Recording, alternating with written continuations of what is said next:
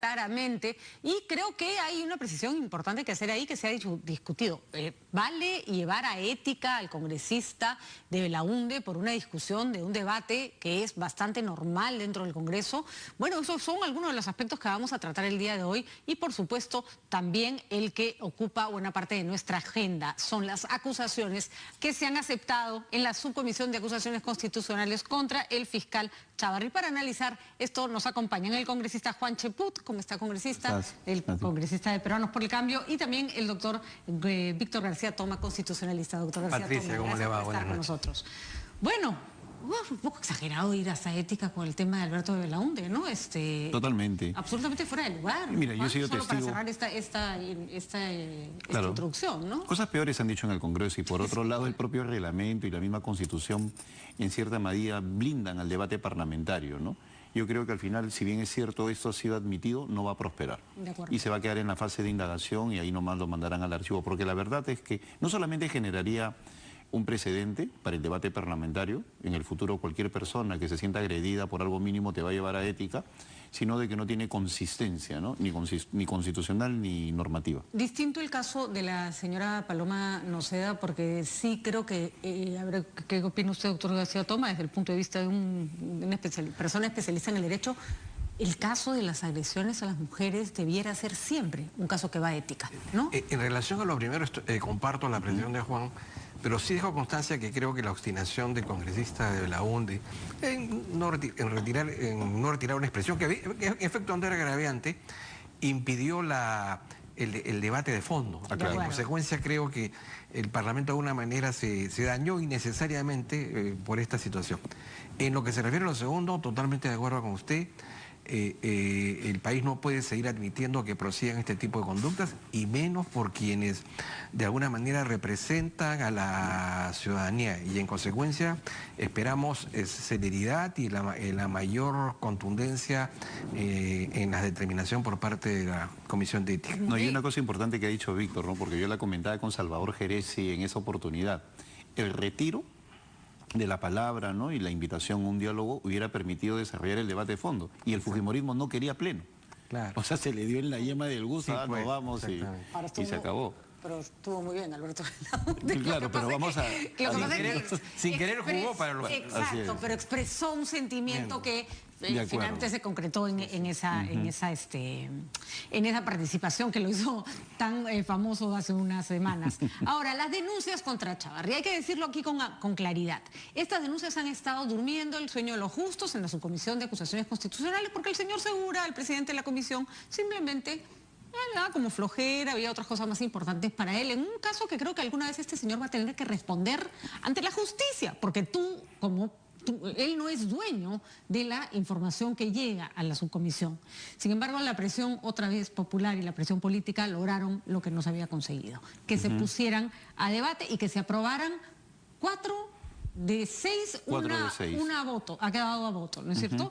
Vamos a ir revisando cuáles son las que se han aprobado. Pero además, Patricia, con un argumento falso de parte del congresista Segura, porque él se ha amparado en la supuesta igualdad ante la ley, pero el artículo 103 dice que se pueden establecer situaciones o reglas especiales por la naturaleza de las cosas, y las circunstancias obligaban al Congreso a actuar a efectos de impedir que la crisis del Ministerio Público se acrecentara, cosa que finalmente...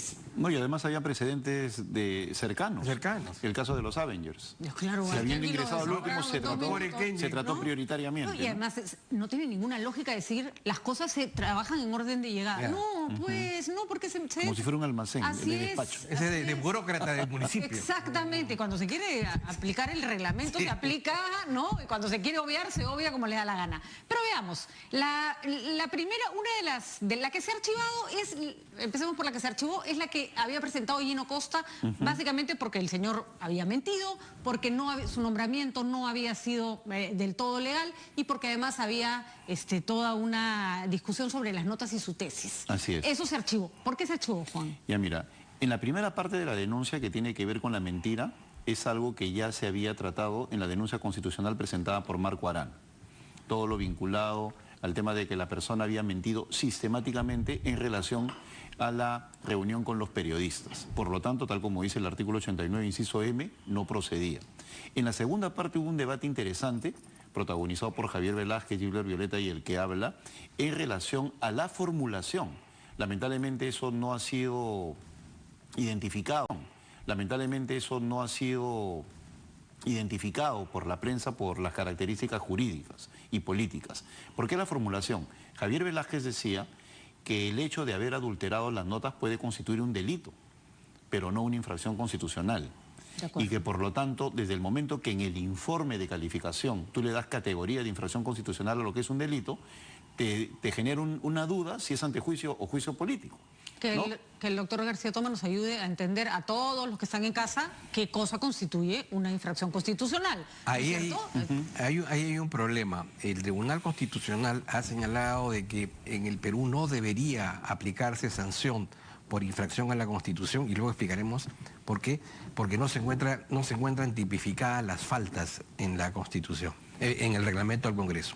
Un ejemplo de lo que podría ser una infracción constitucional, el que el Poder Ejecutivo no presente el proyecto de ley de presupuesto el 30 de agosto. De acuerdo. O que el presidente de la República no dé cuenta de los decretos de urgencia que expide. O que expida decretos legislativos fuera del plazo que el Parlamento le ha otorgado, ¿no? Entonces, eso genera, digamos, una sanción que es política, que básicamente es una destitución que va desde un día hasta 10 años. Son pocos los casos de infracción a la Constitución que se han presentado en el Perú, básicamente el más importante, el de Alberto Fujimori, pero eso se entiende por las circunstancias que se vivían en ese momento. Pero el reglamento del Congreso no ha previsto en concreto cuáles son esas faltas. ¿Cuáles son las faltas que considerarían una infracción constitucional? Entonces la Secretaría Técnica había manifestado que en esa segunda parte era procedente, en la parte de las notas, pero el debate era si es infracción constitucional o si es delito. Y se retrotraía a la formulación de la denuncia. Entonces, por eso fue rechazada por la mayoría. Ahora, puede ser uno de los casos más sonados, puede ser uno de los casos más vergonzosos, que alguien sea nombrado con notas adulteradas, pero hablando del fondo Pero del hay que asunto, formularlo bien. Y además, hablando del fondo del asunto, no es lo más grave. Mira, aún más. ¿No? Y lo digo porque ha sido criticado injustamente Javier Velázquez. Y eso me parece incorrecto y será mi adversario, pero hay que hablar con la verdad. Javier Velázquez argumentaba, si hubiera planteado el congresista Gino Costa eso como un delito o la Secretaría Técnica lo hubiera planteado como tal, hubiera votado a favor. Y eso fue lo que se dijo en el debate. Efectivamente, o sea, eso es un delito y en ese sentido podría haber seguido su curso. Adulterar notas, ¿no? Engañar a la fe pública. Pero al tipificarlo como infracción constitucional, bueno, ¿cuál es la falta constitucional? Sí, pues. ¿No? Entonces, Ahí hay algo que no me parece... Y volviendo a lo anterior, en el tema de las mentiras que son recurrentes en el caso del señor Chávarri, eso se configura como la persona deja de ser intachable, ¿no? No está ejerciendo. No es idónea para el pero cargo. Pero esa es una falta, digamos, laboral, es una falta que solamente podría ser... O algo que ya está en la ley orgánica. En la ley orgánica, y solamente podría ser sancionado en su momento por el Consejo Nacional de la Magistratura y más tarde lo será por la Junta Nacional de Justicia. Recordemos que el señor Chávarri ha dejado de ser fiscal de la Nación, sigue siendo fiscal supremo en ejercicio además, con impedimento de salida del país y con una serie de acusaciones en el Congreso gravísimas. La situación es así de bizarra, pero esos son los procedimientos. Ayúdennos a entender qué cosas sí se aprobó y cuál es la vía que van a continuar y cuáles son las posibilidades de que lleguen a buen puerto, digamos, ¿no? Por ejemplo, la acusación de Gloria Montenegro contra los fiscales supremos Pedro Chávarri y Tomás Gálvez, ambos fiscales supremos que están en ejercicio por pertenecer o integrar una organización criminal. Esa sí se aceptó. Ha sido aprobada. Y se ha aprobado. Ahora es gravísimo que eso se considere... Se consideran como delitos que se cometen en el ejercicio de la función y el trámite es la acusación constitucional. Exacto, eso ha sido aprobado por unanimidad. De acuerdo. Luego tenemos la de Amado Enco, esa fue la que quedó al voto, ¿no es cierto? Sí. Una de las de Amado Enco quedó al voto, que era la que se acusaba de tráfico de influencias y organización criminal a un grupo importante de fiscales supremos y de jueces supremos. Así es. ¿No? Y ahí se sacó a Duberlí Rodríguez, también con justa razón, porque en el caso específico de Duberlí Rodríguez ya había habido una acusación constitucional que fue delegada al congresista Mario Mantilla, y él no encontró en la tipificación causa para seguir adelante y por lo tanto se fue al archivo. Por los mismos hechos fue involucrado en esta acusación. Entonces hubo una cuestión previa para sacar a Duberly Rodríguez y luego con el resto de jueces hubo allí una mayoría de abstención que nos obligaba a ir a una nueva votación. La abstención fue tan grande que la votación tiene que repetirse. Así es cierto. En el caso de el señor Duberly Rodríguez, doctor García Toma, ocurre como en el Poder Judicial, no se juzga a una persona 2 veces por el mismo delito. Así es. En eso es igualito, estés en el Congreso o estés en el Poder Judicial. Eso es un derecho fundamental que está previsto en la Constitución. De acuerdo. Entonces eso está claro. Y también, como bien ha señalado Víctor hace un momento, es importante precisar eso de que no puede ser juzgado 2 veces, porque hay gente que dice, ¿por qué se le saca a Duberly? Pero no es una cuestión de simpatías, es una cuestión que tiene que ver con el debido proceso, porque suponiendo que uno es enemigo de Duberly, que no es ningún miembro de la comisión, avanza el proceso y se cae. Y se cae por inconsistente. Entonces uno tiene que ser riguroso en el tratamiento del reglamento. Y en esa línea, Juan ha señalado que es algo que es muy importante, es el hecho de, y me estoy yendo ya al final, la elaboración del dictamen. Si el dictamen no está bien fundamentado y aún así es aprobado, finalmente eso se va a revertir en la vía constitucional. Y entonces estas personas o regresarán o tendrán una indemnización. Con resarción económica, claro. Entonces, o sea, se hace más daño que bien. Así es. O sea, y además hay que decirlo, son tantos casos que mejor ir a lo seguro, ¿no es cierto? Que estar abriéndote todos los frentes y dándole posibilidades al fiscal de victimizarse, por cierto, que también podría ser una opción. Ahora, hay otro caso que es el de Amado Benco, en el que acusa a Chávarri y a los ex consejeros del Consejo Nacional de la Magistratura también de pertenecer admitido para Chávarri a una organización criminal, ¿no es cierto? Claro. Y a los consejeros ya no. No, ¿por qué? Por lo mismo. De acuerdo. Los consejeros en su momento, junto con el doctor Inostroza, fueron destituidos, pero excluidos de la formación de organización criminal. En ese caso, si no surge una nueva prueba, no podemos por el mismo hecho empezar una acusación constitucional Entonces contra simplemente ellos. se ha incluido a Chávarri en un proceso que ya estaba El doctor dando, Chávarri sí, pero el resto, los magistrados del Consejo Nacional de la Magistratura, no. De acuerdo. Y luego tenemos la acusación de Nuevo Perú, que es interesante, es por no hacer su trabajo, ¿no? Por no luchar contra la corrupción y además por hostilizar a los fiscales que sí estaban cumpliendo con su labor, como el fiscal Vela y el fiscal Pérez, que a algunos les gustará o no, pero se los tiene que dejar trabajar, ¿no? Pero yo creo que la imputación que va a venir, que es la más importante, es la de los recientes hechos, este deslacrado que está totalmente... Que todavía nadie la ha hecho suya. A eso voy, sobre eso no hay denuncia constitucional. Todavía no, pero puede haber... esa es la más fuerte.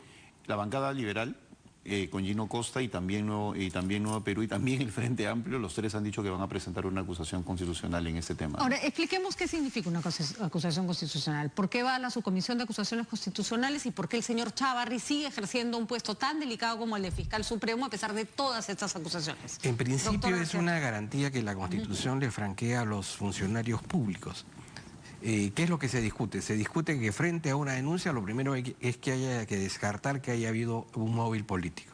Descartado este hecho, se analiza si la imputación es razonable, si la vinculación de esta persona con los hechos, hay algún entroncamiento, hay una línea de conexión, y de haber seriedad en esta denuncia, lo que se le levanta el fuero y se dispone para que primero el Ministerio Público y el Poder Judicial, primero uno denuncie y el otro abra instrucción. Es decir, para que entendan, hay determinados cargos públicos a los que las personas no se les puede juzgar como a un ciudadano común y corriente. Pero hay una cosa interesante, ¿no?, en el desarrollo constitucional. En ese artículo 99 están todos los altos funcionarios de categoría constitucional, como los jueces y los fiscales, ¿no?, los congresistas.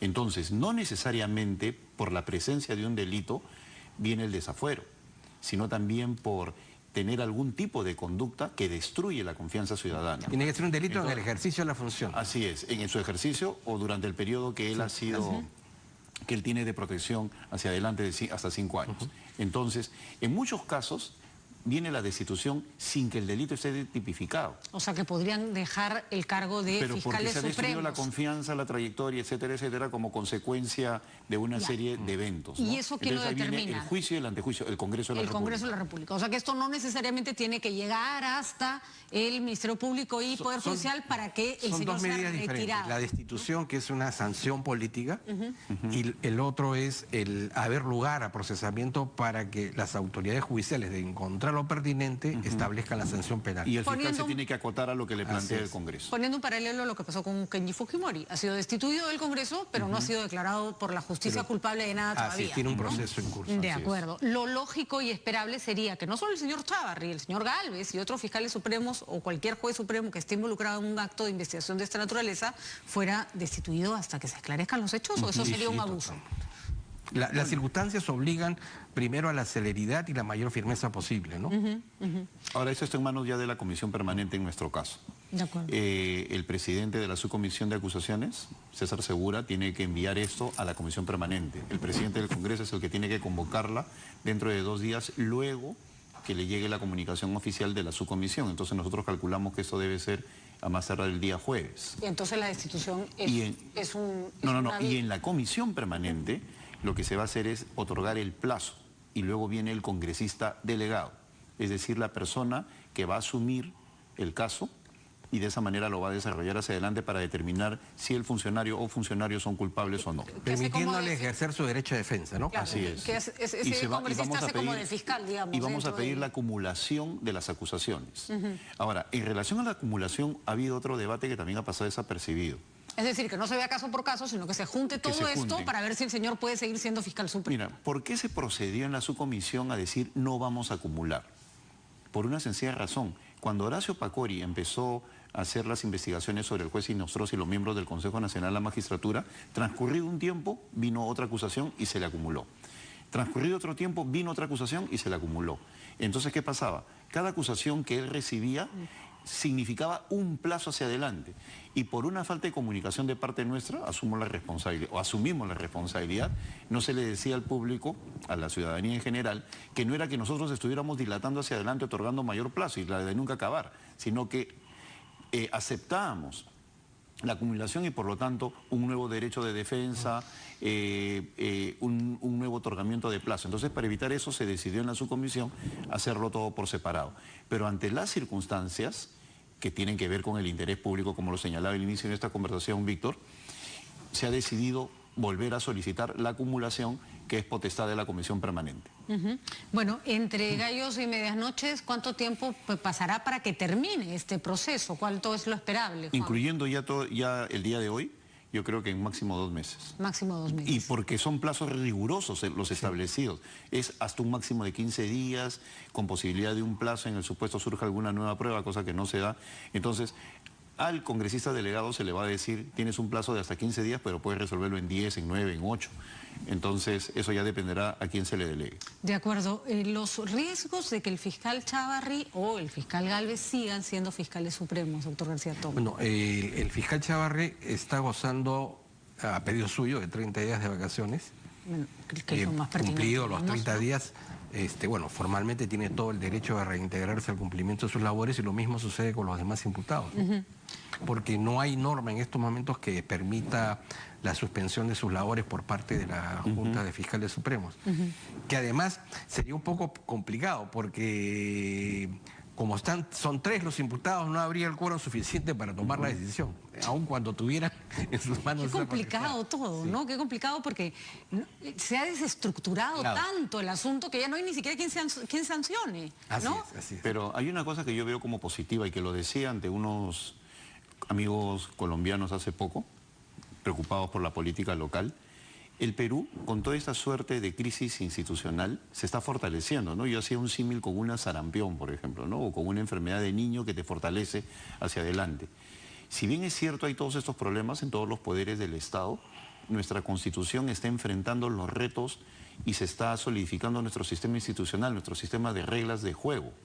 ¿Por qué? Porque a pesar de la insistencia de algunos que se vaya el fiscal Chávarri, le debemos garantizar un debido proceso. Y si bien es cierto, él ahora es fiscal Supremo, fiscal superior, eso no significa que lo obliguemos a la renuncia sin que de por medio no exista un desarrollo constitucional, que es lo pertinente. Yo creo que a cualquier persona, independientemente de los gustos o antipatías que pueda sentirse, se le tiene que garantizar el debido proceso. Y en ese sentido el Congreso de la República tiene que desarrollarlo más allá de las exigencias. Que hay hechos concretos que generan pues un estado como el que estamos atravesando, lo hay, pero que hay que garantizar el debido proceso, sí. A la par de esas reglas que Juan bien ha dicho, hay otro aspecto que es curioso.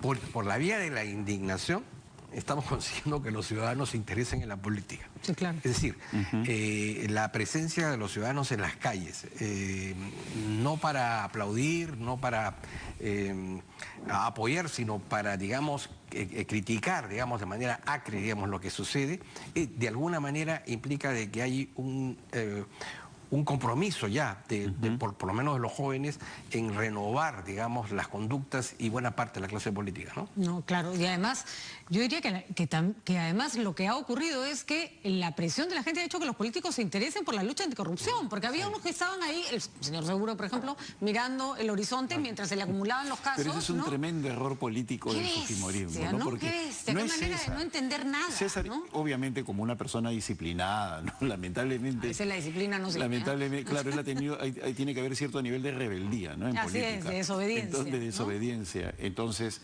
creo que la parte positiva es que el fujimorismo ha reaccionado y desde el momento que se está poniendo en agenda esto, yo prefiero ver la parte positiva, ¿no? Ahora corresponde ver cómo se desarrolla todo este trámite en la subcomisión. Muy bien, vamos a ver si efectivamente se consiguen los objetivos, que no es fastidiar al señor Chávarri, ya basta esta guerrita tonta, ideológica, que si es caviar. No, el señor no está capacitado para ejercer el cargo y lo que está haciendo el Perú está bien, está tan bien que les recordamos simplemente una anécdota que ha ocurrido estos días que nos ha dejado a todos, creo que con un buen sentimiento, y es que hay un columnista, Daniel Samper, que escribe una columna en la revista Semana en Colombia, en la que se refiere a que es mejor ser peruano que colombiano. ¿Por qué? Ahí lo tienen. Es mejor ser peruano, se convirtió en un hashtag ayer que reventó las redes sociales en estos días, porque allí sí caen los políticos implicados en Odebrecht. Y él, curiosamente, aquí Juan me puede ayudar porque además conoce mucho de la realidad de Colombia, tienen el mismo problema con su fiscal de la Nación. Así es, y no solamente eso, hay una marcha anticorrupción y un referéndum y pierden, y nosotros ganamos 85-10, ¿no? Ese es uno. El otro, el fiscal permanece en su cargo y acá se le desafora. Y por otro lado hay una serie de problemas en el Parlamento, en el cual, en este caso la bancada de Uribe, pretende hacer lo que se le da la gana y tiene éxito, mientras acá ya no puede, No, y recordemos que en Colombia las personas claves, como el caso de anticorrupción, se están muriendo una tras otra, ¿no? Sin mayores explicaciones, con cianuro, Y hay dos hechos políticos que son importantes. Primero, que la sucesión presidencial en el Perú se ha hecho dentro de los marcos de la Constitución y en un clima de total normalidad. Y luego se acaba de superar una crisis que era la deposición del presidente del Congreso. Y felizmente el propio Congreso ha logrado sortear esa valla. O sea que creo que son buenas noticias, ¿no? Una moción de censura que fue retirada a tiempo porque era una barbaridad. Una barbaridad. Que no nos vendan que estamos en una crisis institucional, sino creo que dentro de la crisis institucional, porque el Ministerio está en crisis, el Perú está logrando sostenerse, ¿no es cierto? Como país, como Estado, respondiendo a las circunstancias que son, hay que decirlo, complicadísimas. Y para cerrar un poco esta explicación de por qué el señor Chávarri no podía seguir en su puesto de fiscal de la Nación y no puede seguir en su puesto de fiscal supremo, creo que lo que ya puso la cereza de la torta fue ayer las imágenes del deslacrado. Del deslacrado, ¿no es cierto? Que además, yo no sé, pero resulta que salió de la mano de su asesora del local del Ministerio Público y encima también a mí Camayo no me visitó y Juacatán en la lista de ingreso a su condominio, ahí aparece la... Ahí lo único que faltó era que cargara sus propios expedientes, porque ya la situación está bien clara, ¿no? Él ha hecho todos los esfuerzos para estar en la situación que está. Mira, ¿no? Pero en el informe que yo sustento de acusación constitucional a raíz de la denuncia Marco Arana, indico que ya la confianza estaba totalmente hecha puré. Y ese era el fundamento de la acusación constitucional que lamentablemente no se aprobó. Si se hubiera aprobado sobre la base de la destrucción de la confianza, que también existen los precedentes según el Tribunal Constitucional, no estaríamos atravesando por todo eso. Y el suicidio político del 31, ¿no? Una cosa totalmente incomprensible. Incomprensible, porque además no había manera de que la reacción no fuera distinta en las calles, ¿no es cierto? Ahora, me reía porque leía hoy día en las redes sociales que decía algo así como: ya no apuestas si Chávarri miente o dice la verdad, apuestas en cuánto tiempo se va a descubrir la mentira. O sea, ¿estás tan seguro que ha dicho una mentira que en cuántos días se la van a desenmascarar? Ahí el tuit escogido para el día de hoy sobre la situación del señor Chávarri, lo tenemos, fue de Ronald Gamarra, ¿no? ¿Lo tenemos, Catalina? Ahí está. Ronald Gamarra, ¿qué dijo? Fue uno de los tweets más fuertes el día de ayer. Cuarto Poder desvela una mentira más de Pedro Chávarri. Antonio Camayo lo visitó en su casa. Pino Chávarri es el nuevo apodo que se le pone al ex fiscal de la Nación. Pino Chávarri ha estado entonces ya dando vueltas en las redes, y qué manera de ganarse a pulso cada una de las críticas. ¿Qué le decimos todavía a esa gente que cree que toda esta, digamos, destapada de problemas del señor Chávarri es una venganza política? En absoluto. Mira, los hechos señalan completamente lo contrario. Uno tras otro demuestran que el señor Chávarri en una situación como la actual, no podría haber llegado a ser fiscal de la Nación. En este caso yo creo que están funcionando las instituciones, con problemas, pero funcionando. Y desde ese punto de vista, el fiscal va a servir, lo que está pasando con el fiscal Chávarri va a servir como lección para que la Junta Nacional de Justicia indague mejor sobre los antecedentes de todas las personas que ya Su tosudez en juramentar que debió esperar hasta el total esclarecimiento de los hechos, que habría bajado la temperatura política, lo ha llevado a esta situación. No, y a pesar de las críticas, si él hubiera demostrado con sus actos que estaba dispuesto a apoyar la lucha anticorrupción, porque puso al señor Vela, hizo cosas importantes, ni bien entró, y si hubiera mantenido en esa línea, probablemente las críticas hubieran bajado. Acá hay una lección también. Cuando empiezan a funcionar las instituciones, el apoyo político sirve de poco. Porque si el señor Chávarri ha permanecido en su puesto, ha sido por apoyo político. De lo contrario, no hubiera podido quedar allí. Ha habido un apoyo político del APRA y de Fuerza Popular. Entonces, eso no ha servido de mucho, a tal punto que sus dos principales sostenes lo han dejado de lado. Entonces, eso también es una lección para la separación de poderes, ¿no? Y una elección no solo para el señor Chávarri, para que sepa que las cosas, que uno no se mantiene de esa manera en un puesto, sino que probablemente la extensión de la prisión preventiva de Keiko Fujimori tenga que ver también con la percepción que se tenía de este blindaje a un fiscal que impedía las investigaciones, ¿no? Todo indicaría que era previsible el levantamiento de la medida cautelar de privación de la libertad de la señora Fujimori, pero el acto cometido por Chávarri el 31, que generó una indignación nacional, creo que desanimó a los... Qué flaco favor se hizo. La perjudicó, terminó perjudicando. Qué manera de no entender, ¿no? Claro, es que mira, lo que señala Víctor es preciso, por una sencilla razón. Hay que retrotraerse al chat La Botica, en el cual lamentablemente Keiko pone por escrito, ¿no? Cosa inusual en un político, pone por escrito que es imprescindible blindar al señor Chávarri, ¿no? Palabra más, palabra menos, ¿no? Y alguien le contesta, es una cuestión de supervivencia. Ese elemento que fue clave para la prisión preventiva es una cuestión que vuelve a recordarse cuando el señor Chávarri quiere destituir a los jueces, a los fiscales, perdón, que estaban justo...